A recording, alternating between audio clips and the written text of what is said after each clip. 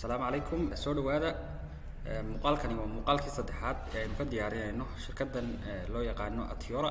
shirkaddan Atiora hadaan wax faahfaahin ka haynin waxaad ku laabataa labada video ee hore aan soo duubnay channelkan ku jira. sidoo kale waxaad kusoo biiri kartaa Telegramka ay ku bahoobeen Soomaalida barnaamijkan ka shaqeysata ee loo yaqaano Somali Atiora Team. Telegramka haddaad ku qortid Somali Atiora Team ku soo baxaya kadibna waad ku biiraysaa halkaas wixii su'aal ah ee aad qabto aad ku soo gudbin doontaa kadibna waa lagaaga jawaabayaa. sidoo kale haddii aad rabtiin iska diiwaan gelisid waxaad iska diiwaan gelinaysaa linkiga description-ka yaala ama linkiga aad group-kan ka dhex heli doontid. sidoo kale linkiga aad muuqaalada hore aan duubnay aad ka soo heli doontid insha Allah oo linkiga saxda ah ee company-ga Atiora. muuqaalkan haddaynu gudaha u galno waxaanu kaga hadli doonaa habka lacagta loo dhigto ee deposit loo sameeyo. marka koowaad markaad soo gashid account aad ku leedahay website-kan Atiora halkan markuu keeno dashboard-kan halka ay ku qoran tahay add funds ayaad ku dhufanaysaa. add funds markaad ku dhufatid waxa uu keeni doonaa dashboard sidan u eg kadibna waxaad ka dooranaysaa habka aad adigu lacagta ku bixinaysid.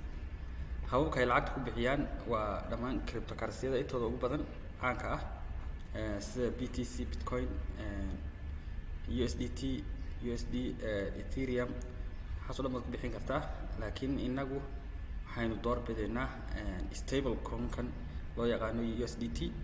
USDT waa stable coin, waa coin aan dhaqaaqin marka lacagta aad gelisid wax isbedel oo ku dhacayaa ma jirto. laakiin Bitcoin hadda ku bixisid waxaa laga yaabaa in daqiiqado gudahood uu qiimihii hoos uga dhaco ama uu sare u kaco.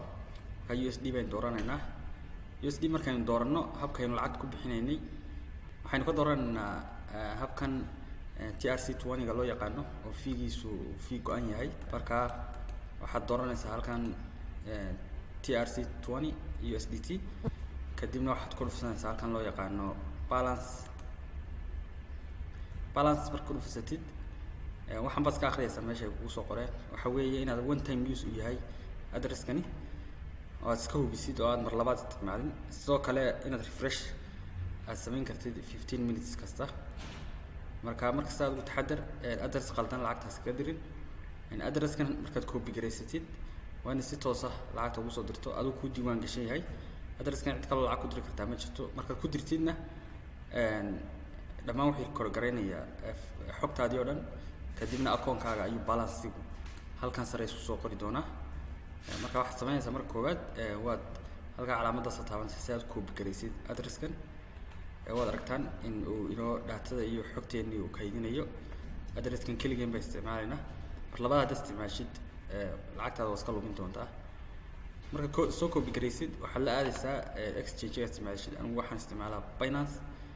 haddii aad Binance aad u isticmaalin oo aad wax kale isticmaashidna waad garanaysaa sida withdraw loo sameeyo. Binance-gayga markaan imi halkan ay withdraw ku qoran tahay ayaan click siinayaa kadibna markaan click siiyo wuxuu keenayaa page sidan u eg kadibna halkan baan faahfaahintii oo dhan ku qorayaa habkaan lacagta u dirayo. coin-kaan ku dirayo halkan baan ka dooranaya USDT baan doortay anigu. sidoo kale address-ka oo aan soo copy gareeyay address-keennii halkaas oo aan copy ku haysto ayaan halkan paste ku oranayaa address-keennii weeyaan.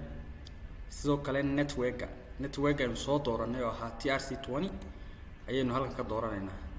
marka TRX tahay qoran tahay hoosteedana ay Tron ku qoran tahay TRC20 oo fiigiisu yahay $1 USDT ayaad dooranaysaa kadibna wixii faahfaahin oo dhan halkan baad kusii qoraysaa amount-ga lacagta aad diraysid. haddii uu yahay oo kale ka soo qaad $100 haddaynu nahno waa in $1 markasta ku dheeraad ahaado. sababta halkaa doorar TRC20 ga goosanaysa waa fiigii waana habka ugu wanaagsan ee loo diro USDT-da. marka TRC20 isticmaal kadibna halkaa doorar waa u raaciso. imika waa kan faahfaahintii oo dhan inoo soo sheegay lacagta uu heli doono account-ka iyo address-ka aynu ku diri doono waxa weeye $100. $1 USDT-gaasina waxa weeye network fee-ga weeyaan. marka withdraw ayaad sidaas ku oranaysaa.